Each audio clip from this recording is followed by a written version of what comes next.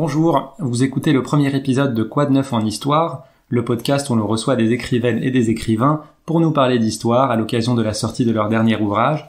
Et aujourd'hui, pour ce premier épisode, mon invité est Michel Goya. Bonjour Michel. Bonjour. Donc vous êtes colonel des troupes de marine, vous avez notamment servi au Rwanda et en Bosnie, et vous êtes également docteur en histoire et ancien titulaire de la chaire d'histoire militaire à l'école de guerre. Votre dernier livre, Le temps des guépards, la guerre mondiale de la France de 1961 à nos jours, vient de paraître aux éditions Talendier, et vous êtes là pour discuter de ce sujet. Ma première question, c'est sur le titre. L'aventure se passe beaucoup en Afrique, notamment dans les premières années, mais ce n'est pas un documentaire animalier. C'est quoi un guépard alors ? Alors, un guépard, dans le monde militaire, c'est une unité qui est en intervention, qui est prête à partir en opération très vite, en l'espace de quelques heures. Voilà. Le guépard, pour des militaires, voilà, c'est les gens qui sont en attente de partir. Et d'ailleurs, l'échelon d'analyse que vous avez choisi dans le livre, c'est l'opération militaire. Oui. Comment vous définissez ça par rapport à une guerre ou une campagne, une bataille ? Alors, oui, je parle des opérations militaires ou des... ça comprend ce qu'on appelle les OPEX, les opérations extérieures, mais aussi des opérations intérieures sur le territoire métropolitain. Ça recouvre beaucoup de choses, en réalité. À partir du moment où vous engagez des militaires quelque part, ça devient une opération, hein, vous mettez un nom, vous l'appelez citron, citronnelle, ce que vous voulez, ce sont des vraies opérations. Et voilà. Mais le problème, c'est qu'effectivement, ça recouvre plein de choses très différentes. Depuis 60 ans, des opérations avec un nom de baptême comme ça, on en a peut-être plus de 400. Hein. Oui. Donc là, je me concentre sur les principales de ces opérations, qui sont des opérations de guerre. Donc l'opération de guerre, c'est quand on désigne un ennemi politique qu'on affronte et auquel on essaie d'imposer sa volonté par la force, un ennemi politique, un État, ou le plus souvent une organisation armée. Et voilà, il y a un ennemi qui est désigné. Et puis il y a les opérations qui sont pas des opérations de guerre, qui sont donc l'autre emploi possible du monopole de la force, qui est la police. Et donc ces opérations de police internationale, même si on les appelle pas comme ça, qui peuvent être des missions d'interposition, des missions de humanitaires armées, ou des opérations de stabilisation, de sécurisation. Enfin bon, le point commun, c'est qu'il n'y a pas d'ennemi désigné. On est dans une zone et on essaie à peu près de rétablir l'ordre, de la sécurité quelque part. Voilà, c'est l'autre grand type d'opération. Et de ces opérations de guerre ou de grandes opérations comme ça de stabilisation, de police internationale, on en a fait à peu près 32 depuis 60 ans. Oui, donc vous avez insisté sur les principales. Vous dites que c'est celles où il y a eu soit des combats ou des tués, oui, ou bien lorsque plus de 1000 soldats ont été mobilisés. Vous commencez à raconter ça en 1961. Moi, je me serais attendu à 1962, la fin de la guerre d'Algérie. Pourquoi 61 ? Qu'est-ce qui s'est passé cette année-là ? Alors, c'est en 1961, c'est l'intervention en Tunisie. À l'époque, nous avons encore une base, enfin deux bases, une base navale sur la ville de Bizerte, base navale et aérienne, qui sont encore françaises pour quelques années, dans un pays qui est indépendant également depuis 1956. Et la Tunisie fait pression pour essayer de récupérer ces bases. Donc elle fait le siège en réalité de ces deux bases. Et le général de Gaulle décide d'engager une opération militaire de dégagement de cette base. Donc il envoie plusieurs régiments pour attaquer les unités militaires tunisiens qui sont sur les hauteurs tout autour de cette base. Et je prends cette opération comme point de repère, comme point initial, parce qu'elle a les caractéristiques de cette période toute la période qui va suivre, des opérations militaires pendant toute la période qui suit, c'est-à-dire l'opération décidée unilatéralement par le président de la République. C'est très facile, je pense qu'on en reparlera, mais en France, c'est une opération militaire, c'est quelque chose qui est simplement décidé par le président de la République, avec des moyens qui sont très réactifs, qui sont disponibles tout de suite, et on a une opération qui est limitée dans l'espace et le temps, qui est violente. Il y a 27 morts français dans cet engagement, il y a plusieurs centaines de morts tunisiens, mais qui est typique en réalité de tout ce qu'on va faire par la suite. C'est la première, en réalité, des opérations extérieures modernes. Il y a aussi le discours du général de Gaulle en novembre qui va poser un peu le cadre de ses premières interventions. Oui, alors c'est le discours de fin 1961 à Strasbourg, où il définit le cadre géopolitique qui sera celui de la France après la fin de la guerre d'Algérie, la fin de la période de décolonisation. Donc il définit quel est le cadre, et dans ce cadre-là, quelle place il envisage pour la France et quel rôle il donne aux forces armées dans ce cadre-là. Et il faut bien comprendre que ça c'est très important, parce que on évolue toujours dans un cadre géostratégique cohérent, c'est-à-dire un espace, un monde que on comprend à peu près, on voit à peu près comment ça fonctionne, quelles sont les différentes relations, et on peut définir dans ce cadre-là qu'est-ce qu'on peut faire. Donc on définit des missions et des hypothèses d'emploi pour les forces armées. Donc il dit voilà, à ce moment-là, la grande menace c'est l'Union soviétique, qui dispose à ce moment-là de missiles intercontinentaux thermonucléaires. Donc c'est quand même nouveau, on l'a un peu oublié, mais c'est quand même nouveau. Mais à partir de la fin des années 50, la France peut être détruite en quelques heures par un ennemi. Donc il faut imaginer ça dans la tête de quelqu'un, général de Gaulle, qui est né au 19e siècle. Il faut imaginer toute l'évolution que ça peut induire. Donc il y a cette menace qui est fondamentale, à laquelle il faut faire face. Et donc il y aura, la décision de disposer d'une force nucléaire française, autonome, des moyens militaires conventionnels qui seront adossés à cette force nucléaire pour dissuader l'Union soviétique, et si on ne dissuade pas, éventuellement essayer d'empêcher le pays d'être envahi ou détruit par l'Union soviétique. Ça, c'est la première hypothèse. Et la deuxième, c'est l'intervention hors d'Europe. Donc une particularité française aussi, c'est que on maintient un certain nombre de liens avec de l'ancienne colonie, des liens militaires.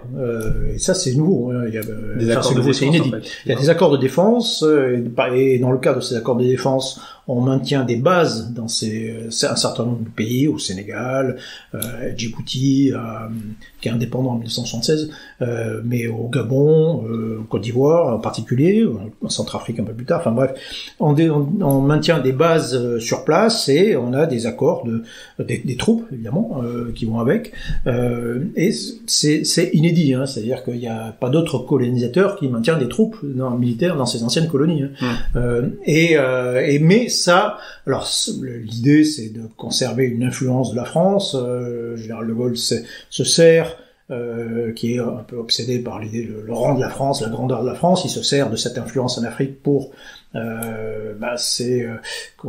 appuyer. Ça, ce sera une constante de notre politique étrangère. C'est le rang de la France. Voilà, nous devons être à la hauteur de nos engagements, de notre place de membre permanent du Conseil de sécurité des Nations Unies, et donc on se croit obligé de participer aux affaires du monde parce qu'on est la France. Et plus particulièrement en Afrique, parce qu'on est lié par une série de contrats plus ou moins formels avec un certain nombre d'États africains. Donc effectivement, et ça c'est quelque chose qu'on n'a pas forcément anticipé au départ, mais on va être de plus en plus attiré par toute une série d'interventions en Afrique, et souvent plus importantes qu'on l'avait imaginé au départ. D'autant plus que, comme vous le dites, sous la Ve République, il est très facile pour un président de déclencher une guerre. Il a quasiment pas de contrepoids. Et donc, est-ce que ça va inciter justement nos présidents à intervenir, alors qu'au départ, certains peuvent être frileux? Oui, parce que, bien sûr, c'est forte incitation. Les institutions de la République sont des institutions qui mettent l'accent sur l'exécutif. Elles se veulent, en fait, l'envers de la Troisième République et la Quatrième République. Pour des gens comme De Gaulle, l'obsession, c'est de plus refaire 1940, retrouver l'impuissance de 1940. Donc, on a un exécutif puissant, fort, et qui, vous ajoutez là de ça les circonstances de la guerre d'Algérie qui font que le président de la République, la personnalité même du général de Gaulle, les circonstances de la fin de la guerre d'Algérie qui imposent de prendre les choses en main plus directement, le contexte de la guerre nucléaire qui impose aussi de la part du chef de l'État éventuellement des décisions extrêmement rapides. Bon, tout ça fait que on aboutit à une décision extrêmement centralisée de l'emploi de la force. Voilà, c'est extrêmement facile. Donc, c'est une sorte de super pouvoir. Chaque président de la République qui endosse, enfin chaque nouveau président qui endosse le costume, il reçoit ce super pouvoir. Bon, et c'est en réalité c'est extrêmement tentant de l'utiliser. Bien sûr. Très peu vont résister à cette tentation. En fait, il n'y en aura qu'un seul, c'est Pompidou. Voilà, tous les autres ne résisteront pas à la tentation d'utiliser ces pouvoirs magiques.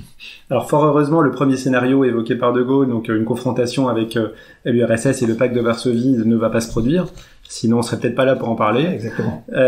Par contre, l'autre scénario, qui est donc des interventions militaires ponctuelles en Afrique, notamment dans nos anciennes colonies, va se dérouler à plusieurs reprises. Et ça suit en fait, en tout cas, le début de l'intervention suit toujours le même mode opératoire. C'est ce que vous avez appelé le temps de la foudroyance. En fait, elles commencent toutes pareilles, ces missions-là. C'est effectivement, concrètement, c'est un chef d'État qui nous appelle au secours et qui on envoie des forces de réaction rapide, soit qui sont sur place, soit qui viennent de métropole, les fameux guépards. Voilà, et on résout le problème le plus souvent assez rapidement. Oui. Au départ, concrètement, c'est plutôt une force de contre-coup d'État, quoi. C'est-à-dire qu'on aide, et c'est une des constantes de la politique française, c'est on aide à la stabilité des États. Mais on n'imagine pas au départ faire d'aller beaucoup plus loin en réalité, quoi. La vraie nouveauté, c'est en 1969 où on se trouve confronté au Tchad à une situation qui est beaucoup plus grave qu'un simple tentative de coup d'État. C'est-à-dire que là, il y a une vraie guerre civile avec une organisation armée puissante, le Front de Libération Nationale. Et puis là, quand on nous demande d'intervenir, on nous demande d'intervenir en guerre, dans une guerre longue, ce qu'on appelle la contre-insurrection. Il faut lutter contre une organisation. Et ça, c'était pas anticipé. Non pas que ce ne soit pas anticipable, c'était logique, mais c'est parce qu'on ne voulait pas le faire. Refaire l'Algérie. On voulait pas refaire l'Algérie, quoi. En fait, très, très concrètement. Et pourtant, on va être obligé de le refaire, quoi. Et faire à plusieurs reprises, d'ailleurs. Oui, donc la guerre au Tchad va durer 3 ans. Oui. Sur les autres missions, donc en gros, on y va quelques semaines, quelques mois grand maximum, et on fait le boulot. Et on a une supériorité militaire très, très nette. Oui. Je voulais faire un aparté en parlant d'un livre que vous avez écrit précédemment, qui s'appelle Sous le feu, la mort comme hypothèse de travail, toujours chez Talandier, et dans lequel vous commencez en fait l'introduction par raconter une bataille que vous avez menée à Sarajevo. Et vous dites que la peur, c'est un élément essentiel au combat, et la maîtrise de la peur va faire que le soldat va être soit un surhomme, soit complètement inhibé. Oui. Est-ce que c'est encore valable, est-ce que c'est valide lorsqu'on est nettement supérieur à l'adversaire ? Oui, c'est toujours valide. C'est toujours valide, bien sûr. Mais c'est plus facile quand vous êtes le plus fort et que vous avez des moyens, des avions au-dessus de vous qui vont vous appuyer, vous aider, des batteries d'artillerie. C'est forcément plus facile pour vous que pour ceux qui sont en face, qui eux, pour le coup, seront en position plus délicate. Mais c'est pas toujours le cas. Prenez l'exemple de l'engagement à Kolwezi en 78, on largue un régiment de parachutistes, de légionnaires parachutistes. Donc ça c'est au Congo, République du Congo. À l'époque on appelle ça Zaïre. C'est une ville du sud du Congo qui a été prise par des rebelles, on appelle ça les Tigres Katangais, et dans cette ville il y a 3000 ressortissants européens, dont un certain nombre de Français, qui commencent à être un petit peu massacrés, et le Giscard d'Estaing décide d'engager la force et décide de dégager cette ville et envoie un régiment deuxième régiment étranger de parachutistes. Et ces gens-là, ils sont largués directement sur la ville, ils sont directement sur l'ennemi, ils sautent en parachute sur la ville. Ils sont moins nombreux que les gens qui sont en face, et ils sont moins bien armés que les rebelles qui sont en face d'eux. Mais bon, ça marche. En fait, en matière de combat, ce qui est important, c'est infiniment plus la qualité, j'allais dire la qualité humaine, la qualité de combattant, que les équipements qu'ils ont en main, quoi. Oui, et il y a aussi la différence tactique. Vous dites que en gros pour être à peu près sûr de gagner le conflit, il faut deux unités d'écart. Oui. Donc je sais pas ce que c'est, mais ça a l'air d'être beaucoup. C'est encore une fois, on est dans un monde. Le combat, c'est un monde où les facteurs psychologiques sont prédominants. Et pour le dire autrement, c'est pas parce que vous engagez 500 soldats face à 500 soldats que vous allez avoir un résultat équilibré. Non, en fait, les résultats, ils sont toujours très déséquilibrés. Ils sont très déséquilibrés en faveur de ceux qui sont, et on revient un peu à ce qu'on disait sur la tension psychologique au combat, parce que tout autour de ça, hein, ceux qui résistent le mieux à cette pression, et s'ils résistent le mieux, c'est parce qu'ils sont mieux entraînés, mieux organisés, parce qu'il y a un esprit de corps. Enfin, c'est tout un ensemble qui fait que on a d'un côté une unité qui sera solide et l'autre qui sera moins. Et le résultat est toujours, toute chose étant égale par ailleurs, est toujours en faveur de l'unité qui est la plus solide. Et ce, de manière plus que proportionnelle, je dirais, sur la différence de qualité entre les deux. Alors pourtant, même si on est nettement supérieur souvent sur le terrain, oui. Parfois j'ai l'impression qu'on a du mal à terminer les guerres, et c'est plutôt par une volonté politique, notamment en Afrique. Oui, alors il faut distinguer ce qui relève en termes militaires, on distingue trois échelons. Hein. On distingue l'échelon tactique, c'est l'échelon du combat, lorsqu'on est sur le point de contact, voilà, qui gagne. Bon. Il y a l'échelon opératif, c'est celui un peu de la campagne toute entière, de la guerre, et puis il y a l'échelon stratégique, c'est au niveau politique. On peut gagner sur tous les combats, et puis finalement perdre les guerres malgré tout. Hein.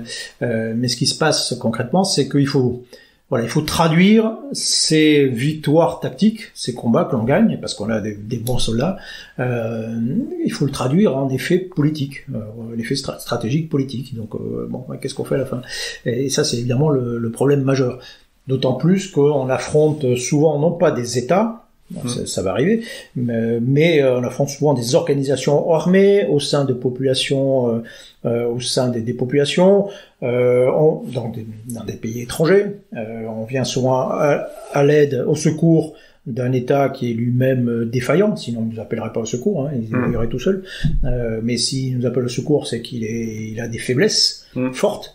Et ça, c'est l'élément fondamental, hein, c'est que ces faiblesses structurelles, nous, on peut aider à surmonter le problème militaire, hein, à vaincre l'ennemi sur le champ de bataille, mais si toutes les raisons qui ont fait qu'il y a une rébellion en face n'ont pas disparu, ce succès sera très probablement éphémère. Donc il faut bien et ça, c'est quelque chose qu'on a un peu de mal à comprendre, c'est que nos succès militaires sont souvent des succès provisoires, mais c'est comme ça. Il faut pas essayer de s'acharner forcément à transformer radicalement les choses ou attendre des succès, la destruction de l'ennemi ou la capitulation de tous nos ennemis. Non, ça c'est souvent vain en réalité. Vous dites d'ailleurs sur les conflits ultérieurs, c'est que il faut en réalité pour faire la paix qu'il y ait un vainqueur et un vaincu, si possible sans humilier le vaincu, mais que en l'absence même de vainqueur net sur le terrain, dans des opérations qu'on verra après qui sont plutôt des opérations de stabilisation, mais finalement si on règle pas la cause initiale du conflit, on a tendance à vite s'enliser. Oui, alors ça c'est effectivement surtout valable lorsque on intervient et que en réalité on veut pas combattre. Oui. Ça c'est quelque chose qui va arriver surtout à partir des années 80. On va faire plein d'opérations mais sans combattre, mais en se disant on va s'interposer, la paix va venir par la négociation et on va calmer un peu tout le monde, à se mettre entre les différents combattants. Non mais ça marche pas en réalité. Ça ne marche que s'il y a les opérations de maintien de la paix, pour dire autrement, ça marche lorsqu'il y a déjà la paix à maintenir. Sinon, ça marche pas, quoi. C'est concrètement, on a fait ça X fois, ça marche pas beaucoup, quoi. Il faut un vainqueur, un vaincu, et puis après, effectivement, on peut, une fois que les choses sont claires, qu'il y a quelqu'un qui a admis sa défaite, on peut effectivement venir sur le terrain et puis essayer de sécuriser l'ensemble de la région. Et ça, c'est un vrai tâtonnement, parce qu'en réalité, le vrai problème, c'est que on hésite à combattre. C'est ça. Il y a une très forte inhibition à combattre et même à faire la guerre.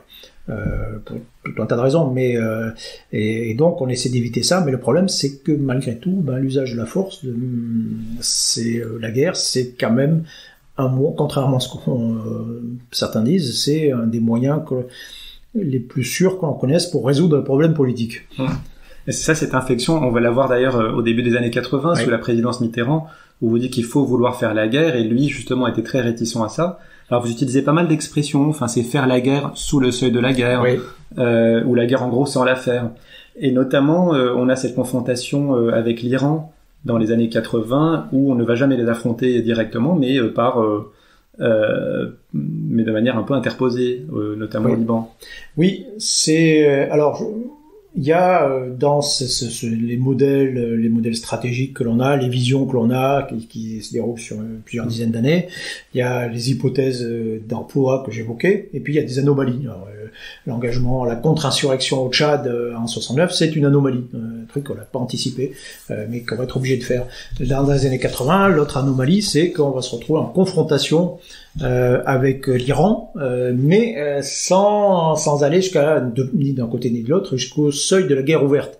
Très concrètement, on a un contentieux avec la nouvelle république islamique iranienne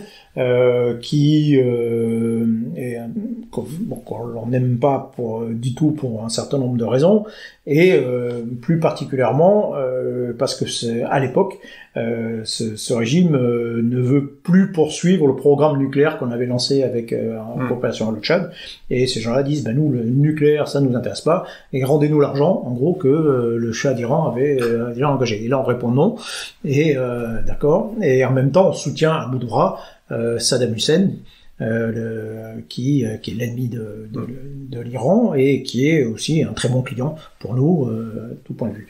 Donc on s'engage dans cette confrontation, mais sans voir véritablement que l'Iran et son allié, la Syrie du régime Assad, vont être capables de nous faire une forme de guerre souterraine, sans apparaître au grand jour, et qui va nous faire beaucoup de mal. Donc ils vont nous attaquer au Liban, avec les forces françaises, enfin de multinationales qui sont à Beyrouth, qui vont être attaquées, l'ambassadeur de France qui va être tué, des otages, et puis ils vont organiser tout ça via des organisations, on appelle ça des proxys, des organisations alliées, qui vont organiser même des attentats à Paris en 1986, quoi.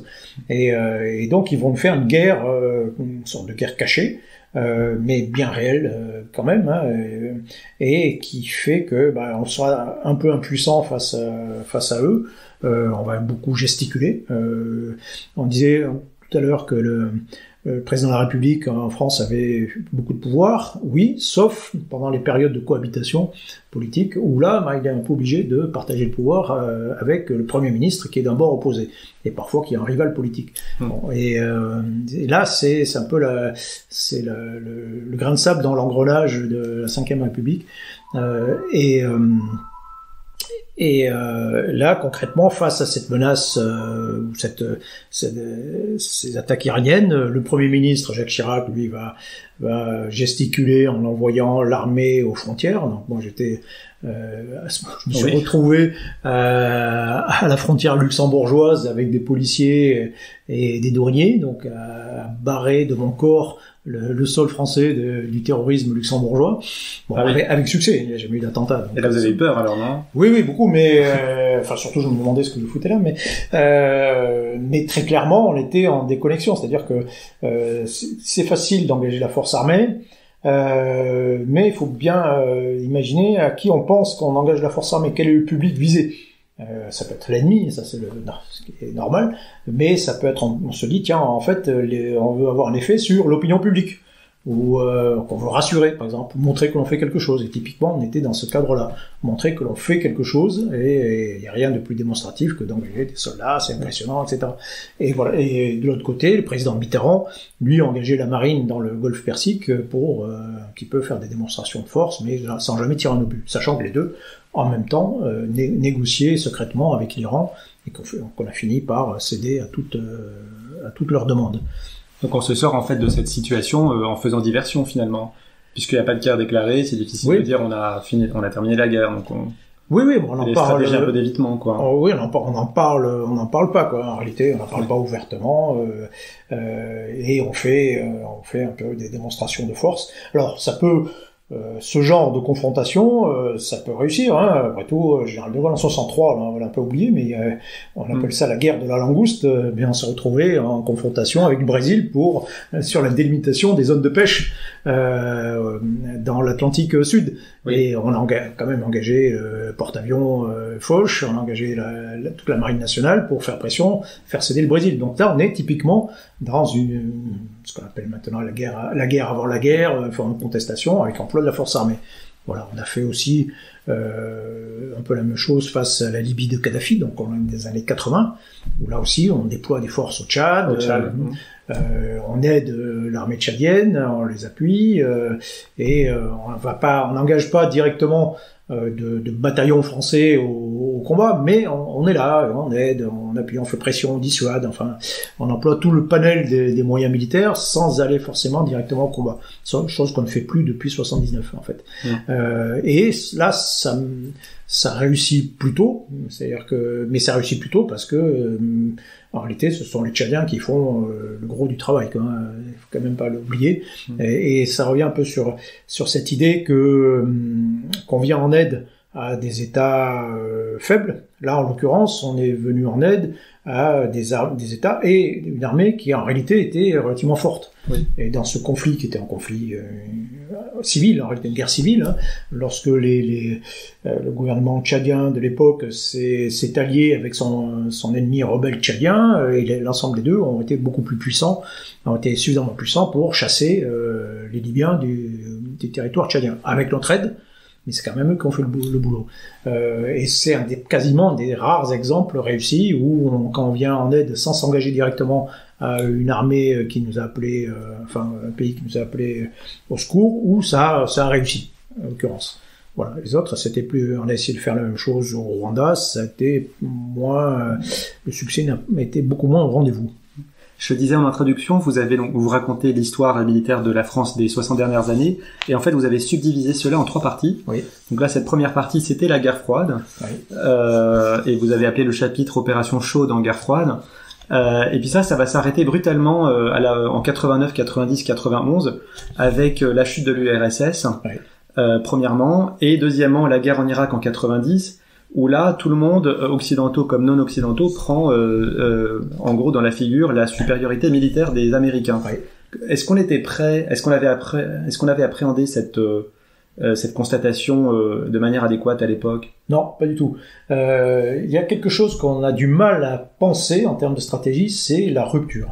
Alors que quand on regarde un peu l'histoire, on s'aperçoit que... On sait que immanquablement ça arrive. Oui, voilà, sur des cycles de 15, 20, 30 ans, il y a des gros changements dans la politique internationale, il y a véritablement des ruptures. Alors que le fonctionnement de la politique internationale change assez radicalement. Bon, et ce qui impose aussi d'avoir une vision un peu différente de l'emploi de nos forces armées.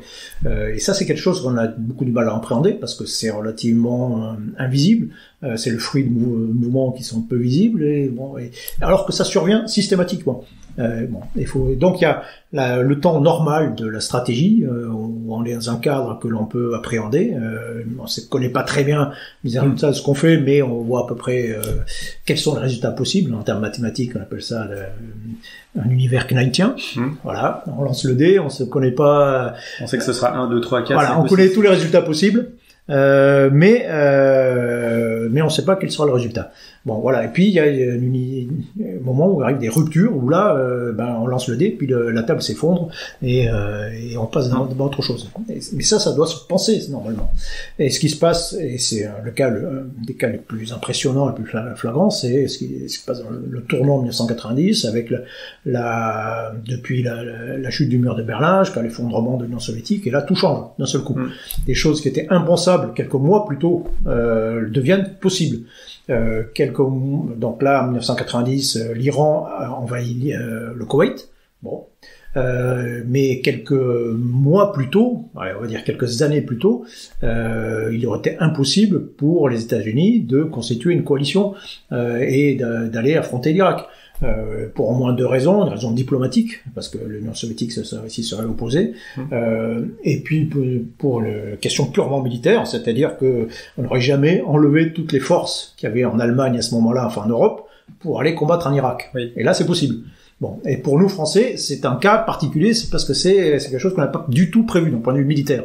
On a prévu de se battre à nos frontières. Donc là, plein de forces, tous les régiments d'appelés en particulier sont dans l'est de la France ou en Allemagne. On est prêt à affronter l'Union soviétique sur ce terrain-là. On est capable d'envoyer des petites expéditions de soldats professionnels au loin, et particulièrement en Afrique.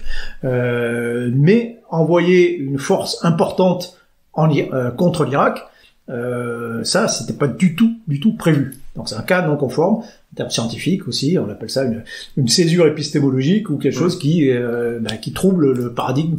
Et il dit il faut changer de paradigme, ça marche plus, donc il faut le changer. Mais pourtant les Anglais, les Britanniques ont réussi à envoyer un fort contingent en Irak, alors qu'on a une histoire quand même assez similaire. Eux avaient prévu ça ? Non, ils l'ont pas prévu, mais ils ont une armée entièrement professionnelle. Déjà à l'époque. Oui. Et ça, nous, on s'interdit en France d'engager des soldats appelés hors d'Europe. En dehors du cas particulier de l'Algérie, qui était considéré comme un territoire métropolitain. D'accord. Mais et ça, en réalité, ça date de l'expédition de Madagascar de 1895, où on a engagé des soldats appelés et 90% d'entre eux sont morts de maladie.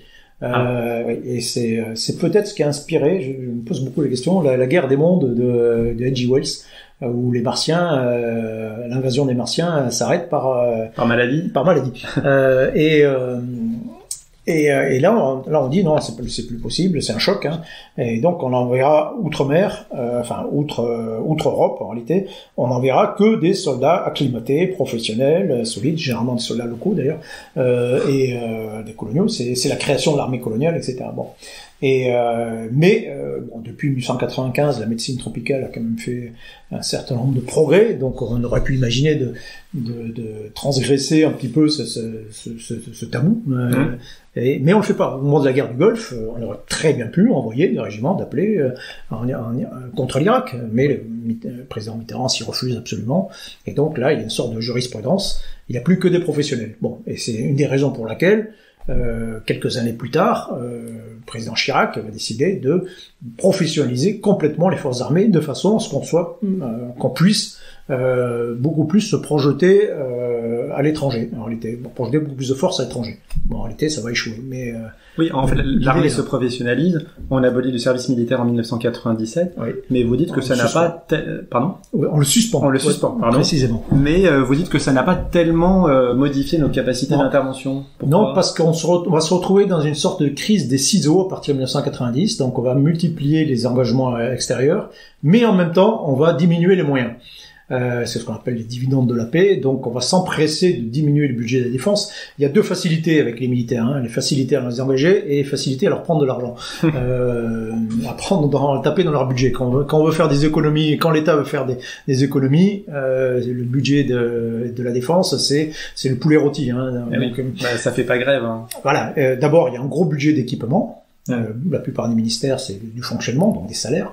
Donc c'est difficile de toucher à ça. Mais budget d'équipement, vous pouvez taper un peu. Hein, vous achetez moins d'équipement que prévu, et là, tout de suite, vous avez fait quelques économies. Et ensuite, effectivement, de l'autre côté, les militaires sont pas syndiqués, ils font pas grève. Donc c'est extrêmement facile. Mais donc là aussi, on va abuser de cet aspect-là.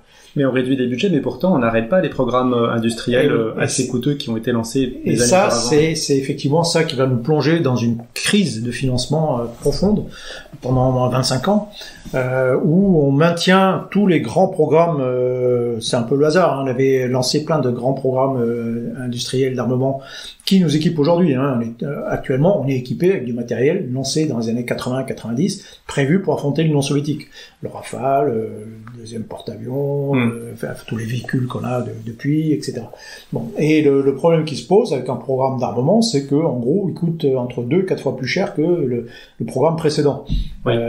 Et donc, on a des gros programmes qui coûtent très cher avec un budget qui diminue. Donc là, forcément, il y a ça coince. Et donc, on va être obligé de bricoler. Enfin, je passe sur les détails, mais on va réduire les programmes, on va étaler les achats. Donc, on va garder des matériels plus anciens que prévu, plus longtemps que prévu, mais ces matériels plus anciens que il faut les entretenir. Et la disponibilité diminue, ça coûte très cher aussi. On va rajouter le coût de la professionnalisation, etc. Enfin bref, on va se retrouver dans une grosse crise de financement et qu'on va essayer de résoudre d'ailleurs en diminuant les effectifs. Donc à partir de 2008 par exemple, on décide de supprimer 80 000 postes dans les armées, quoi. Et on se trouve une configuration en 2015 où c'est l'année où on va changer de politique de défense, mais où on est engagé partout et en même temps on dépense une énergie folle à savoir quel poste on va pouvoir supprimer, et on est dans un bricolage permanent avec nos équipements. Et donc on est véritablement dans une crise. Et ce sont en réalité les attentats qui ont lieu en France en 2015 qui font changer la politique de défense. Ce qui n'est pas forcément non plus extrêmement rationnel, parce que ces attentats ne sont pas une surprise. Oui. C'est marqué dans toutes les études. Bon, enfin, voilà, ça devrait pas être une surprise. Mais il faut bien comprendre que voilà, toute cette période qui va de 1990, la période du nouvel ordre mondial, de la mondialisation, où on fait plein de gestion de crise, on fait de la police internationale. Tout ça se fait dans une ambiance où on diminue nos ressources en permanence. Et donc les militaires, dont j'étais à ce moment-là, on est plongé dans une sorte de bricolage permanent qui est extrêmement compliqué à vivre en réalité. On pourrait presque parler même de crise un peu de vocation, parce que autant dans la première phase, on comprenait pourquoi on intervenait notamment en Afrique. Oui. Là, finalement, vous dites que dans ce nouvel ordre mondialisé, l'opération type, c'est en fait une coalition à dominante américaine qui est envoyée, et parfois et souvent la seule motivation de la France, c'est d'y aller parce qu'il faut en être, pour essayer de sauvegarder un peu les apparences et la place de la France. Mais finalement, on n'a pas toujours de justification militaire à y aller en dehors du fait d'accompagner nos Américains. Oui, c'est souvent le critère premier. Nous sommes la France, nous sommes membres permanents du Conseil de sécurité, on peut pas se désintéresser des affaires du monde, il faut y être. Bon, voilà, et après, il faut traduire ça, c'est la décision du président, et puis après, il faut traduire ça en termes militaires. Oui, d'accord, mais qu'est-ce qu'on fait? Mais en être est souvent une fin en soi. Et dans toute cette période, on va mener deux grands types d'opérations. Donc c'est les nouvelles hypothèses. C'est qui relèvent l'ensemble.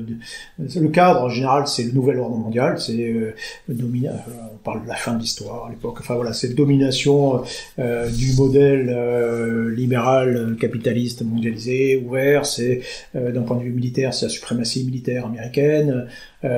Et occidentale d'une manière générale, mais qui permet de faire avec une grande liberté d'action.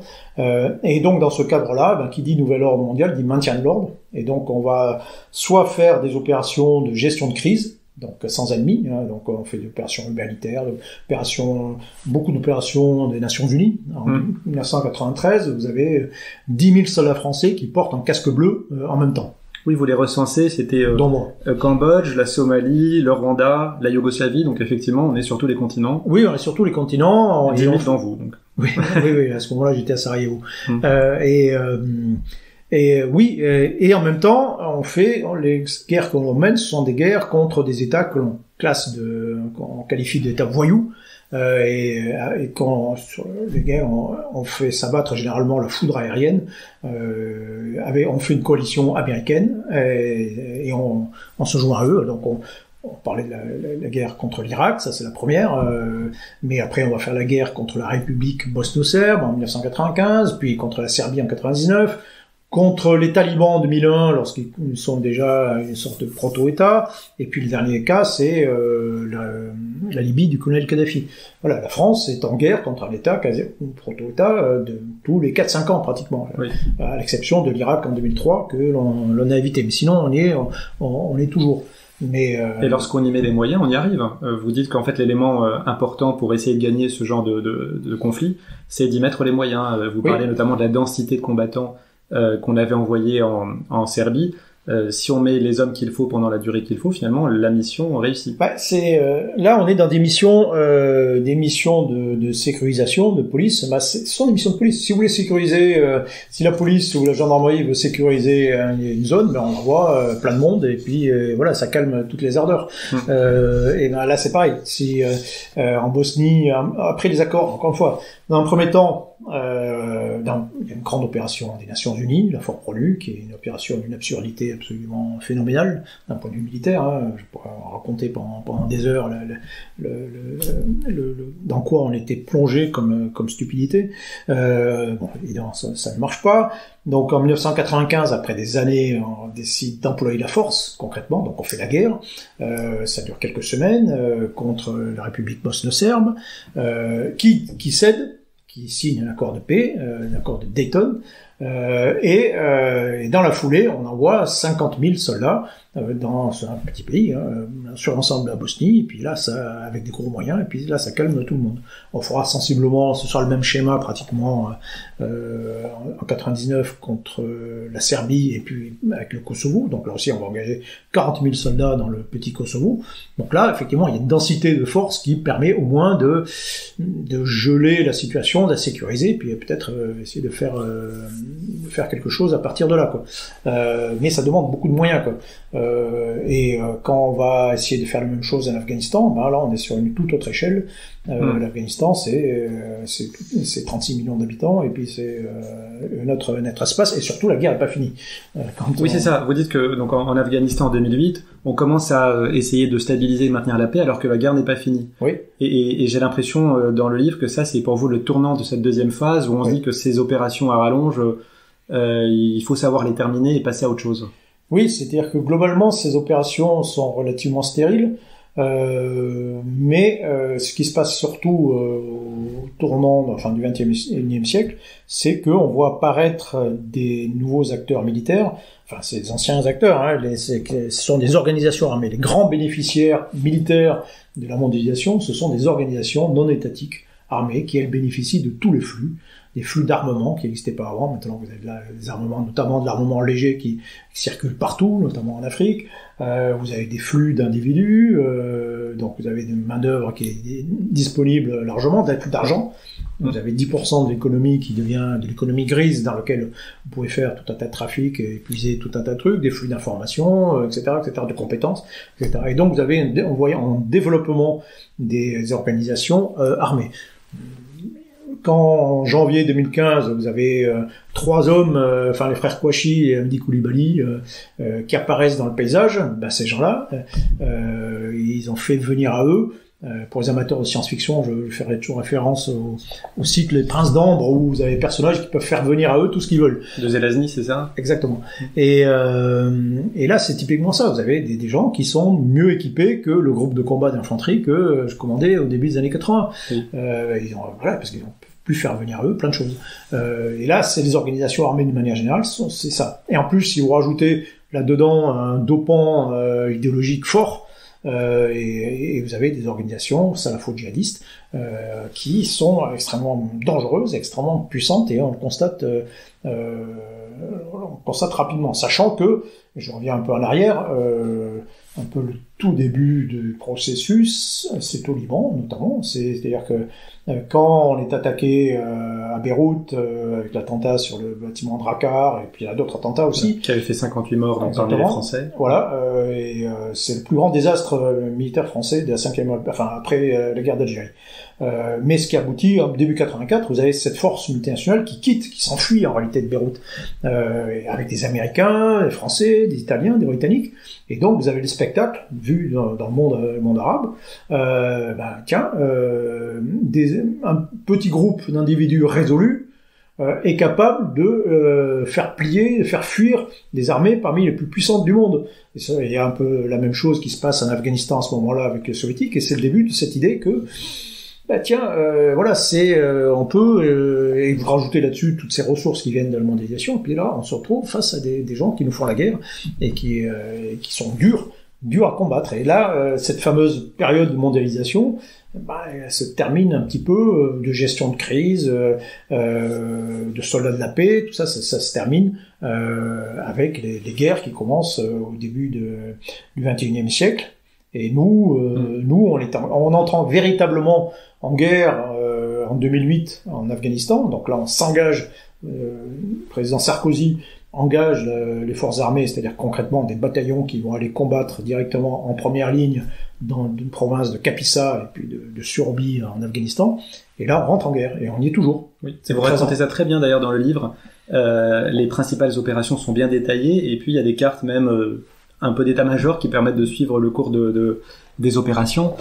Justement sur ces organisations non étatiques mais fortement armées, vous dites qu'en fait elles ont parfois bien compris comment gagner la guerre, pas tellement sur la supériorité militaire mais vis-à-vis de l'opinion publique. Oui. Vous avez recensé depuis 1962 seulement 4 journées noires durant lesquelles au moins 10 soldats français ont été tués, donc c'est pas énorme, mais ces pertes très rapprochées dans le temps et donc parfois sur la même journée peuvent faire basculer l'opinion publique. Et donc c'est un moyen pour eux de gagner la guerre alors que militairement ils sont inférieurs.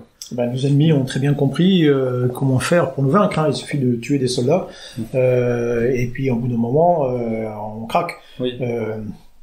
Alors il y a toute une réflexion à mener effectivement sur cette sensibilité aux pertes.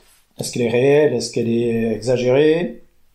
Toujours est-il que l'échelon politique, lui, croit en tout cas que les pertes humaines, c'est pas populaire du tout, mais ça, faut bien comprendre qu'on serait infiniment plus fort, en réalité, et donc plus efficace au combat, si on n'avait pas cette peur, cette peur politique des pertes humaines, quoi. Et ça nous restreint énormément. Donc ça nous oblige, par exemple, petit à petit, on va se protéger de plus en plus, on va vivre dans des bases fortifiées, on va sortir équipés comme des porte-avions et blindés comme des cuirassiers, et tout ça a un impact aussi sur l'efficacité de nos opérations, quoi. Ce qui n'empêche pas les pertes. Mais effectivement, il suffit pour nos ennemis de tuer plusieurs soldats français d'un coup pour que ça crée un événement stratégique. On va en parler aux 20h, on va faire, et on va mettre en doute l'opération, quoi. J'aurai systématiquement la question, quand je suis invité pour en parler, à chaque fois c'est, est-ce qu'il faut se retirer, qu'est-ce qu'on fait, je dis, oui, d'accord, mais voilà, on a 4 soldats qui sont morts. En face, ils en ont 40. Vous donnez souvent le ratio d'ailleurs de combattants étrangers morts et c'est souvent du 1 pour 30, 1 pour 40. Donc effectivement, mais on n'a pas le même rapport. Ce qui fait la force de ces organisations aussi, c'est qu'ils n'ont pas le même rapport à la mort, quoi. S'ils avaient...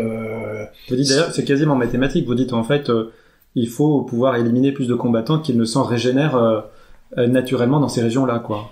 C'est notamment, par exemple, des combats que l'on mène au Sahel. La guerre que l'on mène, alors pour un tas de raisons, parce qu'on n'a plus aussi de moyens, on n'est plus assez nombreux tout simplement, voilà. Par contre on a des moyens techniques, des moyens de frappe, des choses comme ça. En fait, on fait une campagne au Sahel, une campagne de pression, quoi. C'est-à-dire on essaie d'éliminer le maximum de combattants ennemis et si possible des chefs. Donc, sans essayer de tenir le territoire, en fait. On n'a pas assez d'hommes. On n'a pas les moyens humains d'être présent sur le territoire. Alors qu'en fait, en réalité, la victoire, c'est de tenir le terrain. Mais nous, on l'a pas. Donc, on flingue. Voilà, pour dire simplement, on essaie d'éliminer le maximum de têtes, on coupe des têtes, si possible, des têtes des chefs. Bon. Ça, c'est une stratégie qui peut fonctionner. Mais à une condition, c'est qu'il faut en faire, c'est très cynique, hein, c'est très morbide, mais il faut en faire beaucoup. C'est-à-dire qu'il faut, si on exerce une pression énorme sur cet adversaire, il sera obligé de se cacher, il pourra l'entraver. Alors c'est un peu ce qu'on a un peu réussi avec l'État islamique au Grand Sahara, donc l'organisation de l'État islamique au Sahel, où là, effectivement on a éliminé suffisamment de combattants pour un peu le neutraliser, mais sinon les effets peuvent être inverses, c'est-à-dire que là on est face à des gens qui sont sur place, ils font pas des tournantes comme nous, hein, ils restent pas 4 mois ou 6 mois sur place, eux ils vivent de permanence sur place et ils apprennent. Et ils apprennent, et ils sont stimulés. Quand on est en danger, on est stimulé, on réfléchit, et donc on apprend. Et si vous n'êtes pas tué, vous apprenez. Vous capitalisez de l'expérience. Non, mais c'est aussi cynique que ça. Oui, et donc, il faut avoir un seuil, en fait, de perte pour exactement. Si, renverser la balance. En dessous de ce seuil de pression, on a tendance à plutôt stimuler l'adversaire et le renforcer que l'écraser, quoi. Et ça, c'est un vrai problème, parce que pour avoir ce seuil d'écrasement, il faut y mettre les moyens. Et un des problèmes de l'opération Barkhane, c'est que en réalité, pendant longtemps, on n'a pas mis assez de moyens. Et donc, on n'a pas réussi cette mission. On n'a pas réussi ce premier volet de cette mission, qui était d'exercer une pression suffisamment importante sur l'ennemi pour l'empêcher de se développer. Voilà, une deuxième partie le deuxième volet de la mission, c'était la relève par des forces locales, mais comme je reviens un peu à ce que je disais au début, on est face à des États qui sont structurellement faibles. Cette relève, on l'attend toujours en réalité. Oui, et vous dites d'ailleurs dans le livre que si c'était à refaire aujourd'hui, on ne se lancerait plus dans ce type d'opération au long cours, en fait. Oui, mais il y a une... Du fait justement des faiblesses structurelles des États dans lesquels on intervient. Bien sûr. Il y a une règle un peu non écrite qui considère que si on s'engage quelque part, qu'on sent que ça va durer plus de 3 ans, il faut pas y aller. C'est pas bon. C'est pas bon. Donc il faut pas. Maintenant, c'est difficile d'estimer les choses. On pêche souvent par optimisme. Quand on s'engage en Centrafrique en fin 2013, le ministre de la Défense de l'époque, Le Drian, dit voilà, dans 6 mois c'est terminé. Ça a duré 3 ans. Et à ce moment-là, il dit regardez, voilà. Au Mali, c'est fini, quoi, pratiquement. Donc il y a souvent ce biais très fort d'optimisme qui empêche de voir les choses d'une manière sereine. Mais il faut bien comprendre que dans ce genre de situation, on est sur la force française, elles sont d'excellents pompiers, des unités de pompiers. On est capable de venir, on est les seuls à faire. Si on intervient au Mali au janvier 2013, c'est parce qu'on est les seuls à être capables de faire ça. Toutes les autres solutions alternatives, une force interafricaine, les forces armées locales, elles sont incapables de le faire. Une force interafricaine qui est en cours de constitution, ça met un temps infini à se mettre en place. Il y a plein de problèmes structurels, elle n'aurait pas été assez puissante. D'autres États, il y a personne d'autre qui va aller. Donc, l'armée française, ça reste la force de réaction rapide de l'Afrique. Voilà, pour l'instant, c'est toujours comme ça. Et on y est pratiquement autonome, avec le bémol de la nécessité d'avoir l'aide des Américains pour le transport, c'est ça? Oui, on a des faiblesses. Alors, le transport aérien, c'est une faiblesse structurelle, mais oui. Alors, c'est aussi une des conséquences de cette longue période de crise où on a perdu un certain nombre de capacités, mais on a des problèmes pour le transport aérien. Au moment de l'opération Serval, donc le déclenchement de l'engagement au Mali en janvier 2013, heureusement qu'on a l'appui et l'aide d'un certain nombre de pays alliés, dont les Américains, qui nous aident à transporter les troupes. Oui. Mais c'est valable aussi pour le ravitaillement en vol, par exemple.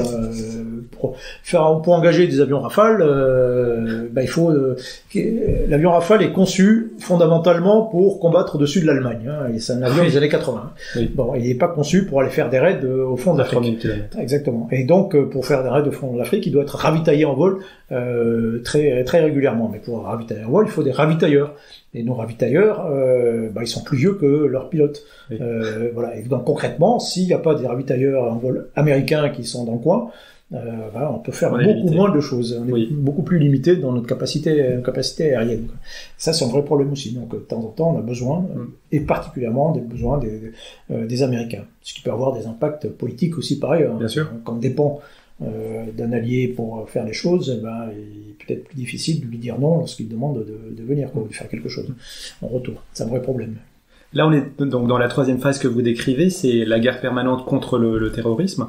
Donc c'est de la contre-insurrection, en grande partie, et donc qui a lieu à la fois en Syrie et en Irak, au Levant, donc contre l'État islamique et Al-Qaïda, au Sahel et ça au Mali principalement, mais aussi sur le territoire français. Oui.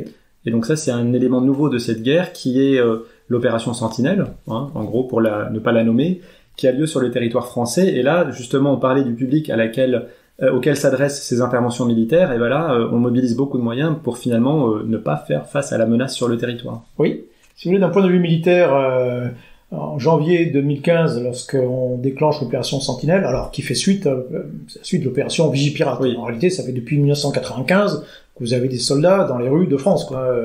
Il faut quand même se demander si c'est tout à fait normal qu'on ait des soldats dans nos rues depuis 27 ans, quoi. Bon, mais ça connaît une grande extension avec l'opération Sentinelle. Mais d'un point de vue de l'ennemi, vous êtes à l'état-major, vous êtes à Raqqa, état-major de l'État islamique. Où vous suscitez, vous organisez des attentats en France et où vous apercevez que, au lieu que la France engage ses soldats contre vous, les engage dans les rues de France, ben vous dites super, c'est super, j'ai réussi à fixer, j'ai fixé 10 000 en termes militaires, j'ai fixé 10 000 soldats français en France, voilà, super. Mais parce que bien évidemment l'objectif est pas l'ennemi, c'est l'opinion publique, c'est montrer que l'on fait quelque chose et rassurer. Vous n'avez pas un reportage, vous n'avez pas un article sur le terrorisme en France où vous n'avez pas une photo d'un soldat de Sentinelle, quoi. Alors c'est plus facile à prendre en photo qu'un exactement. soldat à Raqqa, quand même. Oui, mais son but c'est d'être visible. Oui. C'est justement ça. De rassurer en fait la population. Voilà, même d'un point de vue, technique, tactique. Si vous êtes efficace, vous êtes invisible. Hein. Si vous voulez protéger un site, ben vous vous planquez. Et là, vous serez plus efficace que si vous faites des ronds devant, quoi. Bon, mais le but premier est d'être visible. Et au bout du compte, cette opération, elle n'est pas très efficace. Hein. On n'a strictement aucune trace d'attentats qui auraient été empêchés, enfin dissuadés par Sentinelle. Hein. Des gens qui disent, non, finalement, j'ai pas fait l'attentat parce que j'ai vu une patrouille de Sentinelle. Non, ça n'existe pas. Il y a eu des attaques contre Sentinelle, un certain nombre. Il y a eu 7 où on attaquait directement des soldats de Sentinelle, de Vigipirate. Mais c'est autrement, Sentinelle n'était intervenu que 2 fois. Donc je rappelle, en 27 ans. On n'a intervenu que 2 fois dans des attaques qui avaient déjà eu lieu, donc c'était à Marseille et à Strasbourg. Pour le reste du temps, non, ça empêché, ça n'a jamais rien empêché sur la cinquantaine d'attentats terroristes qui ont eu lieu depuis 95, jamais empêché aucun. Alors on va dire oui, mais c'est pas grave, ça rassure les gens. Enfin voilà, ça a un effet. Peut-être, mais ce qu'on voit pas, c'est pareil, il y a le visible, l'invisible. Ce qu'on voit pas, c'est que tout ça coûte très cher. C'est qu'on aura dépensé 4 milliards d'euros à peu près, des dizaines de millions de journées de travail. Pendant que les soldats sont là, ils font pas autre chose, ils s'entraînent pas, ils sont pas engagés en opération extérieure, etc. Donc au bout du compte, je pense que cet investissement aurait été plus utile pour assurer la sécurité des Français si on avait investi ces 4 milliards, je ne sais pas, dans le renseignement intérieur, dans la police de proximité, ce que vous voulez, mais par cette opération qui est une opération, j'appelle ça l'opération anxiolytique. Voilà, et qui au passage, dans notre armée, on a une armée de volontaires maintenant, volontaires à venir, volontaires à rester. Et si vous leur faites faire du Sentinelle à longueur d'année, on va dire ok, non, c'est bon, quoi. Ça motive pas trop. Voilà, je ne suis pas engagé pour ça, quoi. Oui. Et donc voilà, s'ils ne réengagent pas, notre capital humain se dégrade. Et s'il se dégrade, ça peut avoir aussi d'autres conséquences graves.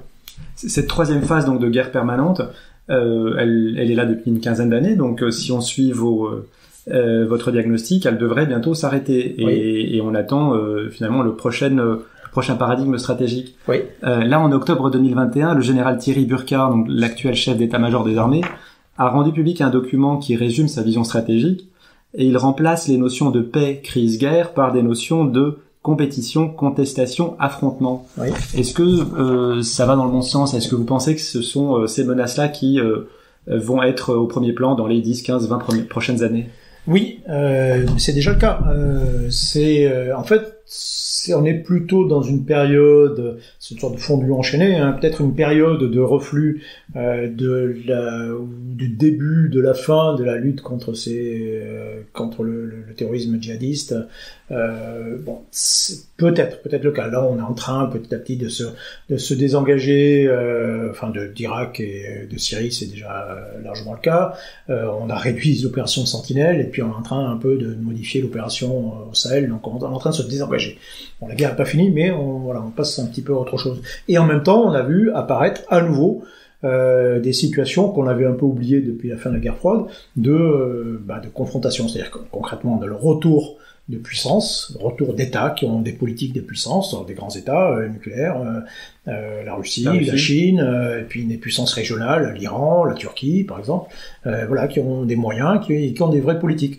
et avec qui on se retrouve peut-être en situation qu'on ne peut plus affronter aussi facilement directement qu'on a pu le faire contre la Libye de Kadhafi par exemple en 2011, parce qu'on est à nouveau, on retrouve des blocages de la guerre froide, blocage diplomatique, blocage de moyens. La Russie peut à nouveau maintenant, simplement exporter des équipements ou très très concrètement des équipements de défense aérienne assez sophistiqués qui font que ça sera plus compliqué de déclencher des campagnes aériennes contre ces gens-là, comme on l'avait fait contre la Bosnie par exemple.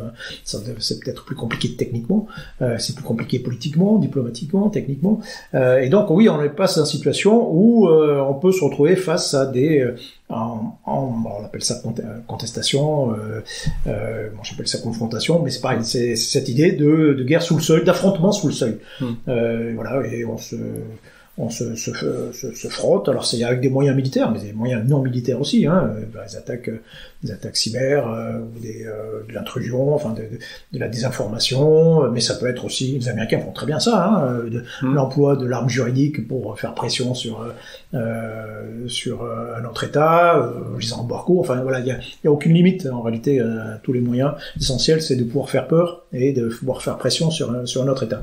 Et donc là, ça c'est la deuxième hypothèse d'emploi qui est en train de monter en puissance.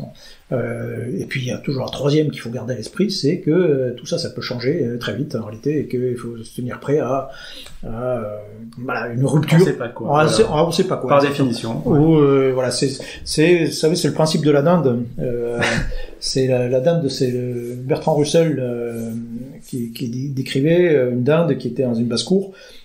Qui analyse les choses, et tout, un petit carnet, et puis elle perçoit que jour 1, un homme vient lui donner à manger, aux dindes, jour 2 pareil, jour 3 pareil, puis au bout de 6 mois, il dit ok, j'ai compris, les hommes sont sur Terre pour nous donner à manger aux dindes. Bon, ok, et c'est un paradigme qui fonctionne la plupart du temps, jusqu'au moment où arrive Noël.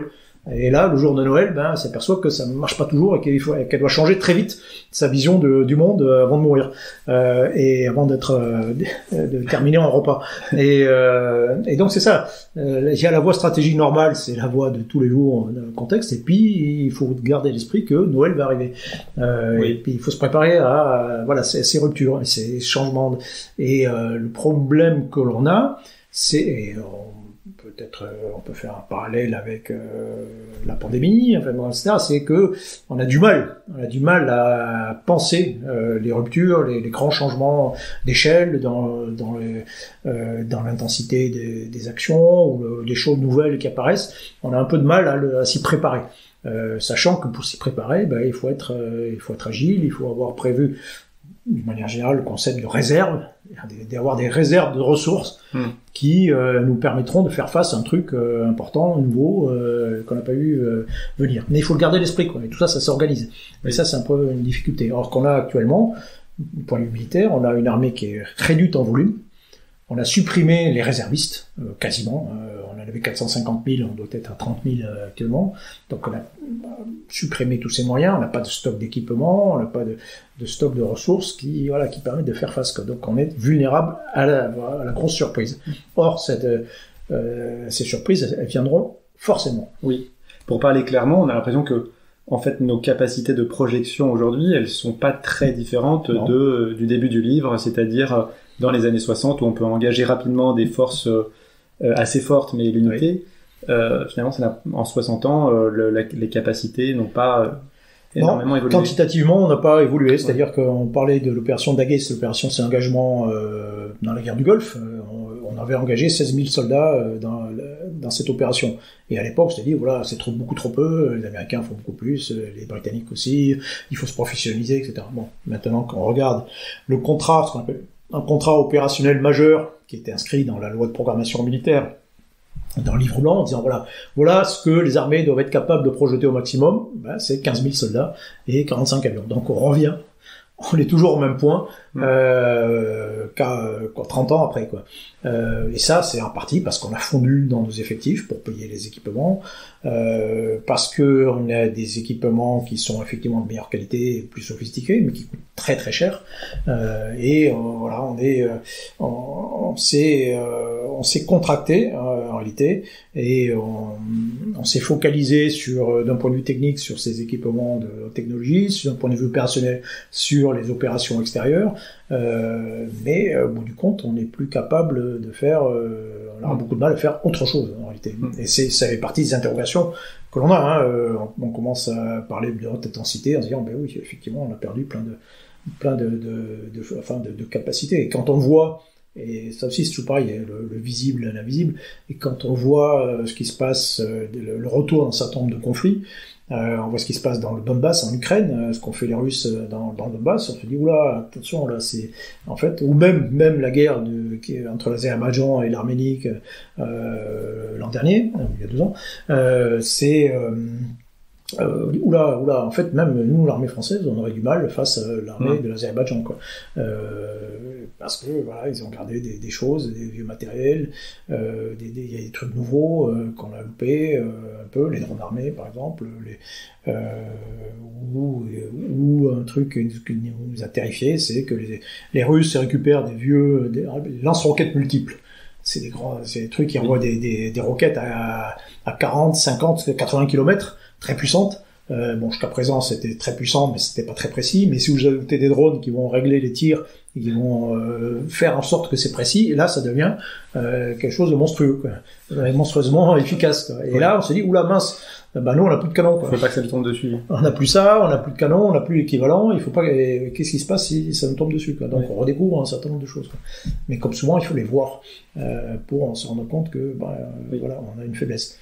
Il faut quand même terminer sur une note joyeuse. Oula. Là, on a parlé de la quantité, mais on peut parler de la qualité. On vous sent dans le livre assez élogieux vis-à-vis des forces armées françaises.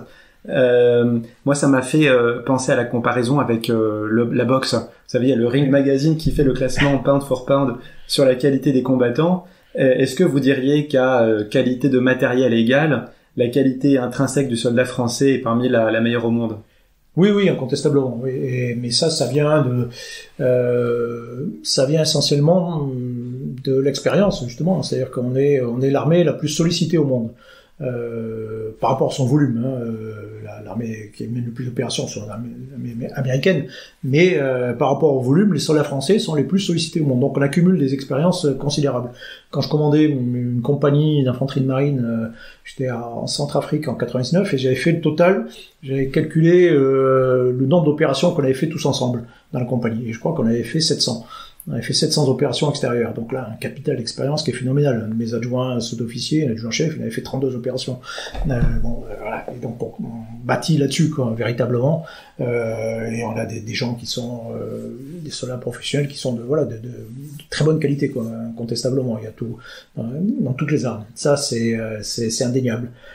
Et c'est un des atouts, en fait, même c'est un des atouts politiques de la France, cette capacité de nos soldats. On les engage, même si on a des réticences, on est quand même l'armée qui s'engage le plus. Les seuls soldats européens qui tombent au combat, ce sont des soldats français. Oui. Les autres ne vont plus. Les Britanniques peuvent le faire aussi, hein. Ils ont perdu 450 morts en Afghanistan, ils sont capables aussi. Mais dans l'Union européenne, par exemple, il n'y a plus personne qui combat, qui est capable de faire ce que les militaires français font. D'où parfois, d'ailleurs, on fait un peu école et des gens qui viennent voir un peu qui apprennent à côté de la France. Donc, on a un capital d'expérience qui est effectivement considérable et qui est notre atout principal, véritablement. Merci Michel Goya, nous arrivons au terme là de l'entretien. Merci de nous avoir fait confiance pour ce premier épisode. Je rappelle le titre de votre livre, Le temps des guépards, la guerre mondiale de la France de 1961 à nos jours. C'est aux éditions Talendier, donc disponible dès aujourd'hui en librairie. Quant à moi, je vous remercie de nous avoir suivis et j'espère que cela vous a plu. Je compte sur vous pour commenter, liker, vous abonner sur votre appli de podcast préféré et sur nos réseaux sociaux et partager pour faire connaître le podcast. Et je vous donne rendez-vous pour un prochain épisode. À bientôt.